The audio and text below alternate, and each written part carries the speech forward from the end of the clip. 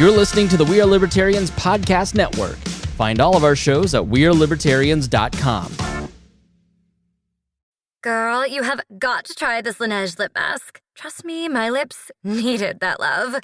Love these vanilla vibes from Kayali. That top note is just so smooth.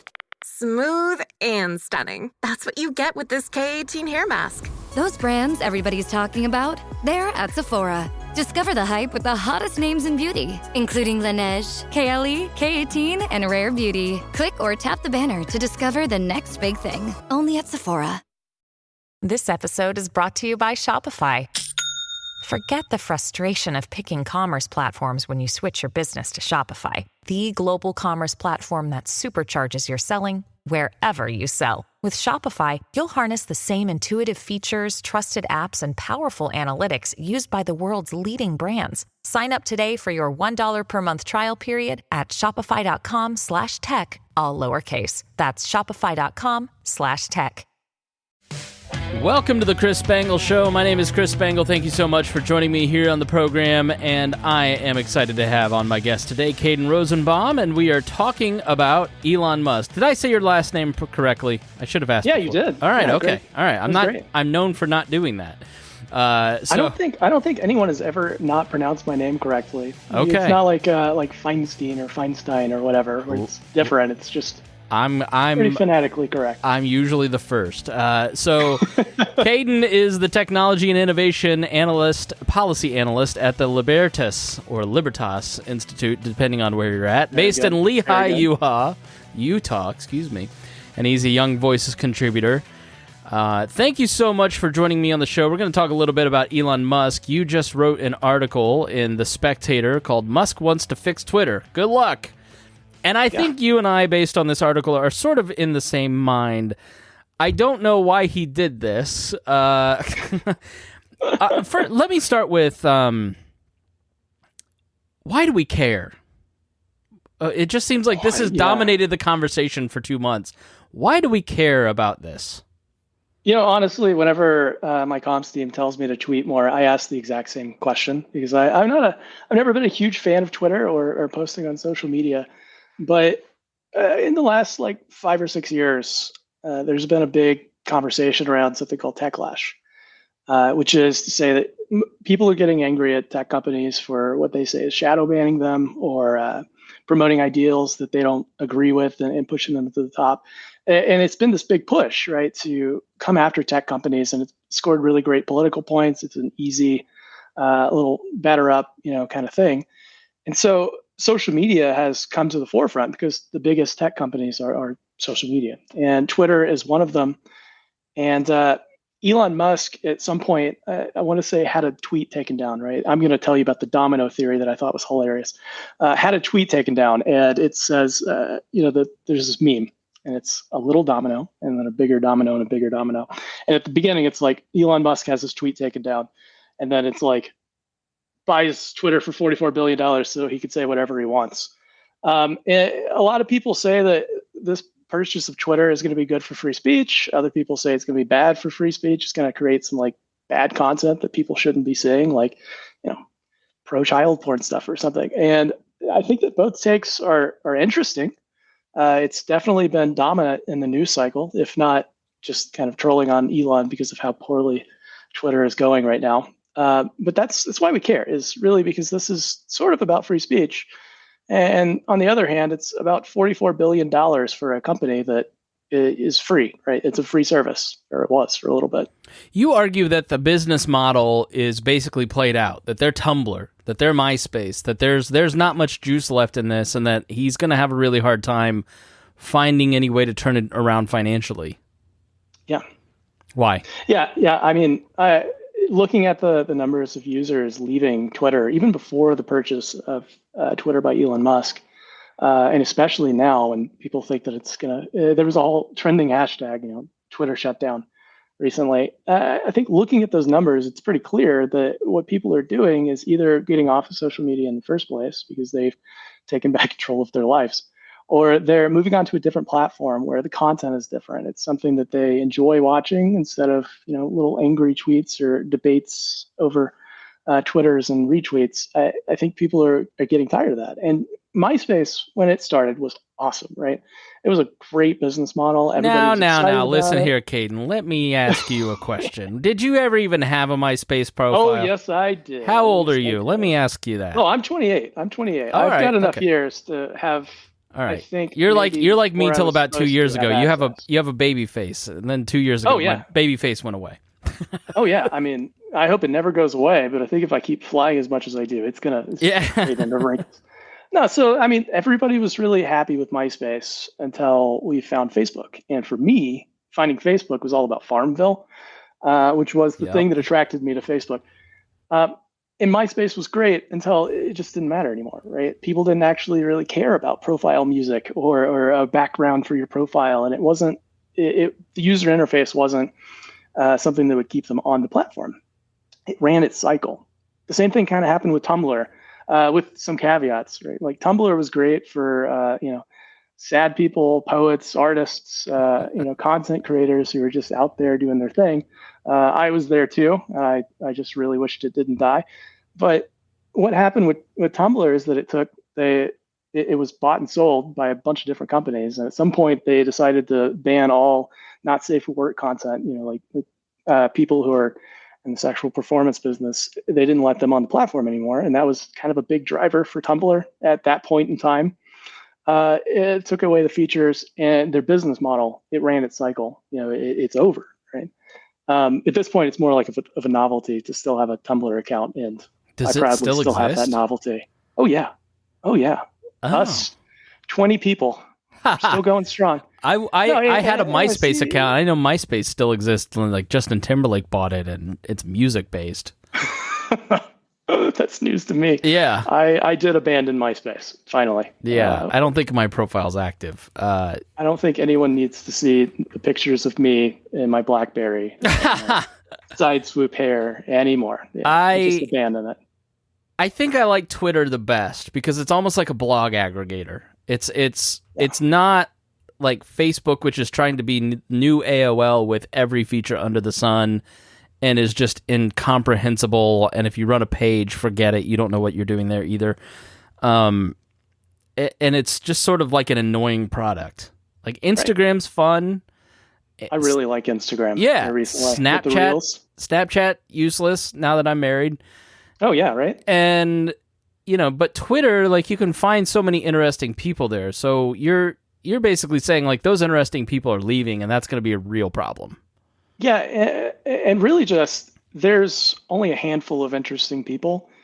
It doesn't really matter if they're on Twitter if the people who are, they don't have, like, really interesting jobs like you and me, where, like, we're on radio stuff and we're talking to each other about ideas and we're being thought leaders. Like for people who are just like on there just to chill, if they're leaving Twitter, it doesn't matter how many interesting people you have. It's just a bunch of like interesting people talking to each other, which they might as well just send an email at that point, right? Yeah. And I think that's an important perspective to have on this, is that Twitter is really great for me to be talking about policy, to connect with other policy people. It's basically like LinkedIn for me. And I add people as I meet them or as I read their things. I don't think that the everyday user uses Twitter like that. I don't think that that's a normal experience that I'm having with Twitter. And there's only a handful of people like me. And so what does that say for Twitter's business model if they're not attracting people who are not like me, which is the vast majority of people? Yeah, Twitter really feels like the freak out over Musk buying it. It's overdone and overrepresented in the media. And my theory, and I'll ask you why the media is so tuned in on this, but my theory is that it's a lot of people who were not popular in high school, got jobs that gave them some modicum of success and fame, and they got a blue check mark. And now someone is taking that status symbol away from them, and now they're upset because seen. Right. I feel seen. Right. I don't have a blue check mark. I didn't pay $8, nor have I ever published. I did. Well, I know, but you've like published articles, so I haven't published like 3 articles on like the top 10 My Little Ponies in some blog mill, and then got my check mark. No, that's not so. That's what you did, but like that's sort of like the blue check mark system's crazy. You can run for office for a township trustee office and not be verified. Insane as possible and get a blue check mark. But that's why I think the conversation around it is so big. I think you're onto something, and I hadn't thought about that.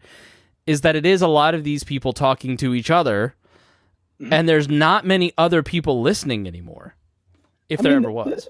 It is interesting to tune into the conversations, right? To watch a debate happen. I've only had one debate. I'm terrified of Twitter debates. They make me so nervous. But to watch other people's debates, and extrapolate some ideas and get to the heart of what they really think, that is interesting, right? But it's not interesting to most people. They really don't care usually.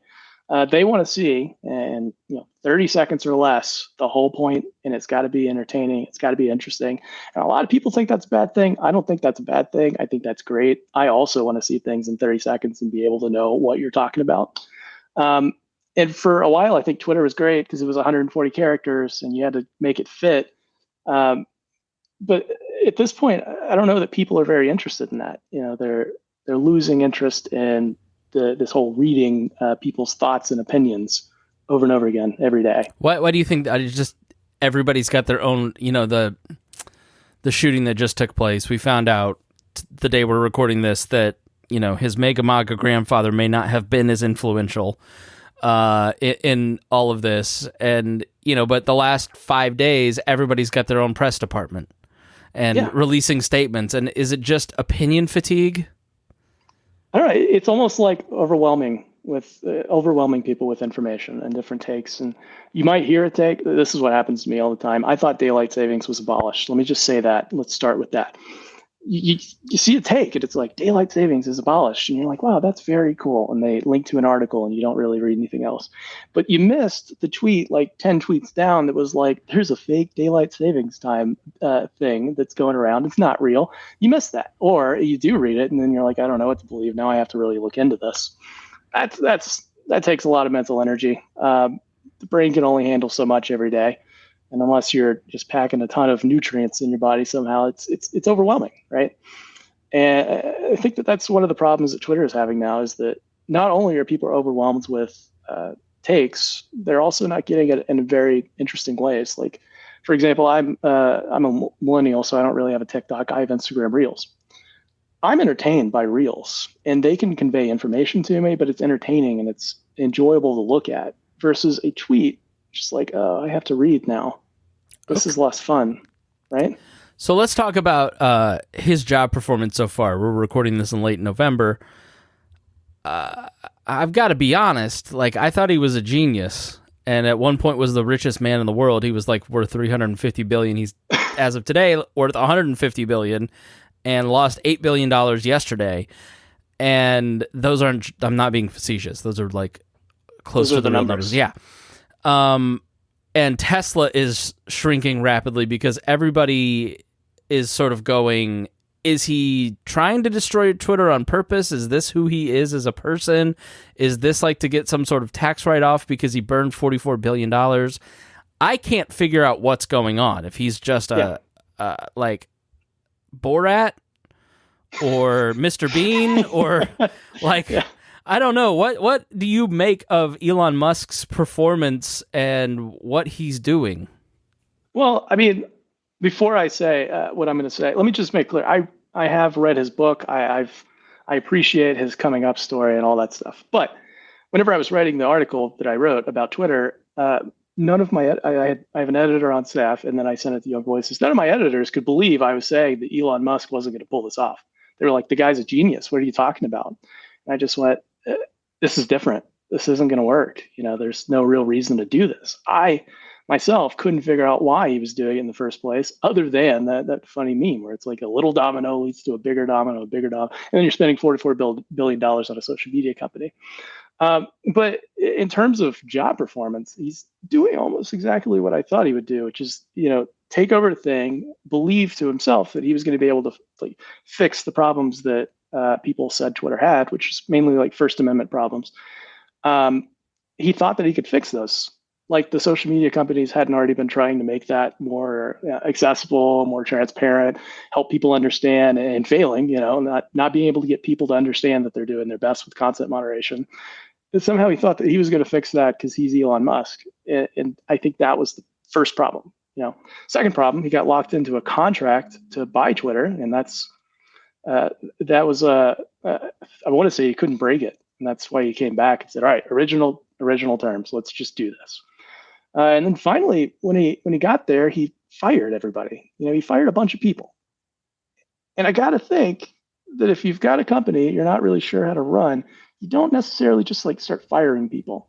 You start a job, you take 6 months in the job to figure out where the lay of the land is before you start being a change agent. Exactly. I'm a big believer at Chesterton's order of second thinking. If there, this is fundamental my conservative nature. If you see a fence, then somebody probably put that fence there for a reason. Don't just go around ripping up fences until you figure out why that fence actually needed to be there.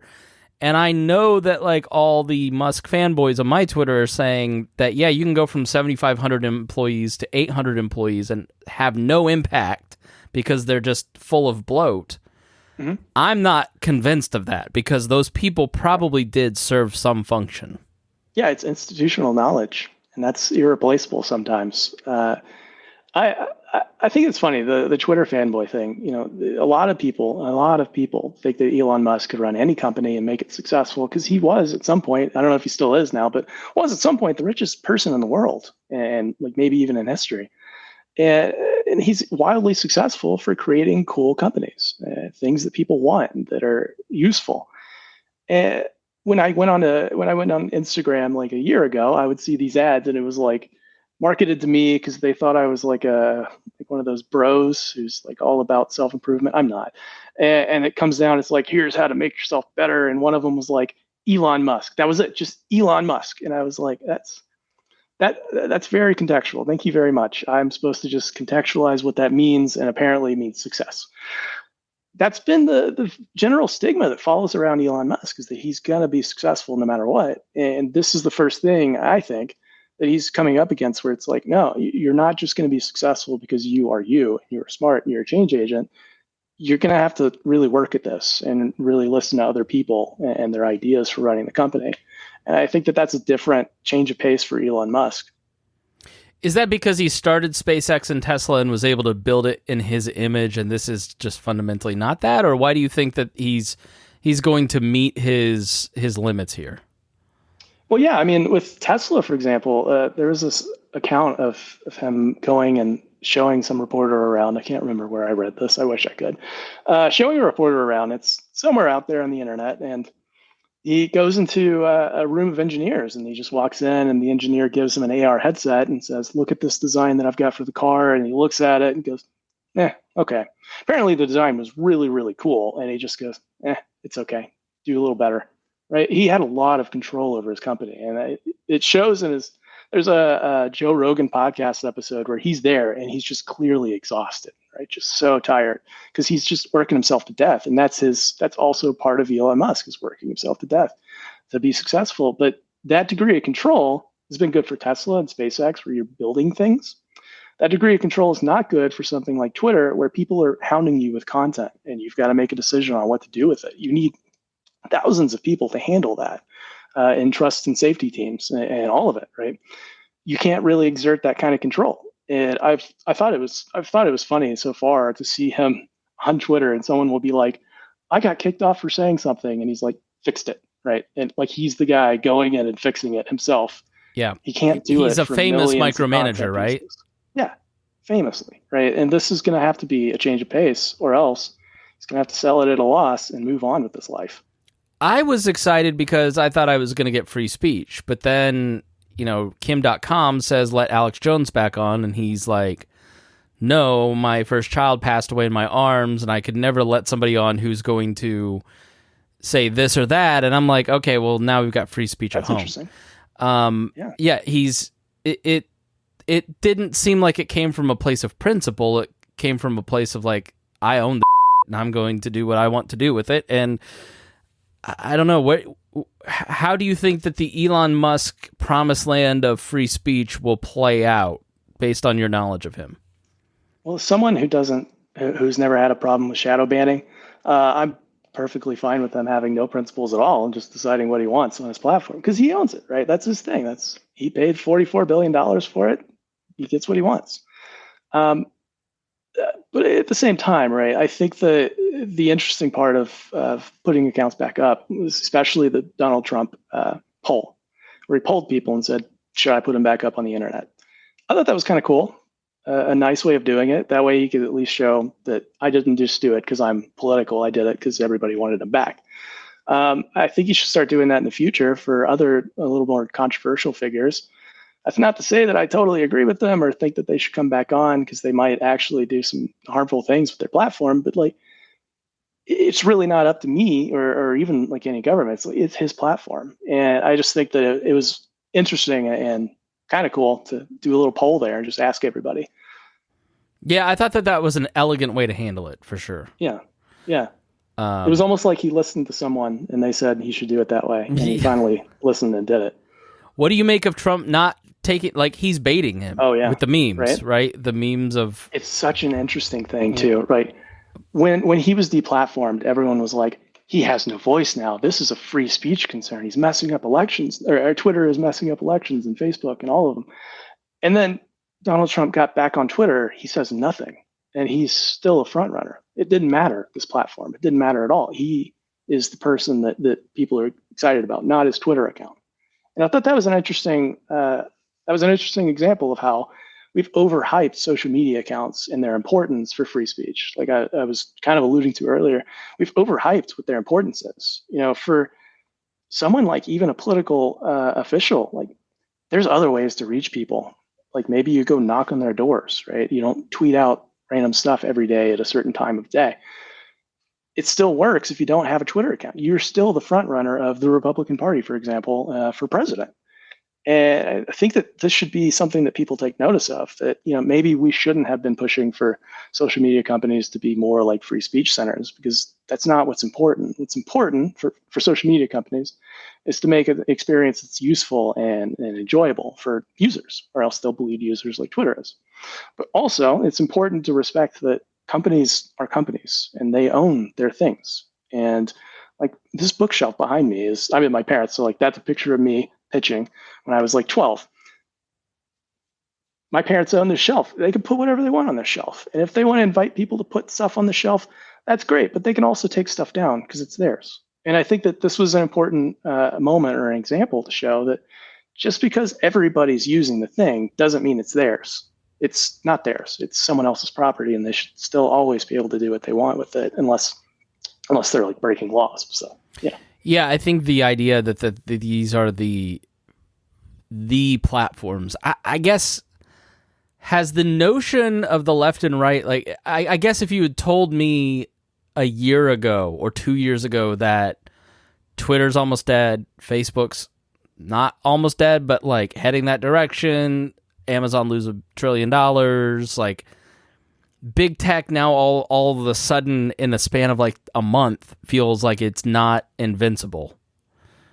Well, it was kind of, you could kind of call it a little, right? There was science because during the pandemic, they expanded really rapidly. And it wasn't expansion because you had a stable user base. It was expansion because all of a sudden you had a bunch of people and you couldn't provide services. So you overexpand and you rush the expansion.